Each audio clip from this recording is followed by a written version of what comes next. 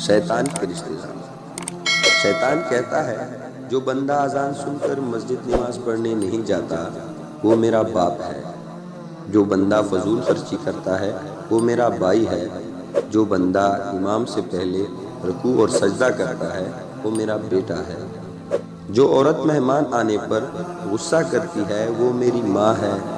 जो औरत दुपट्टा सर पर नहीं रखती वो मेरी बीवी है। जो बिस्मिल्लाह पढ़े बगैर खाना खाए वो मेरा बेटा बेटी है। जो ये पैगाम सुनकर दूसरों तक न पहुंचाए वो मेरा दोस्त है। अगर गौर किया जाए तो शैतान के कर्म से हम सब शैतान के रिश्तेदार हैं। जुबैर शेख, पनियाला। बहुत शुक्रिया।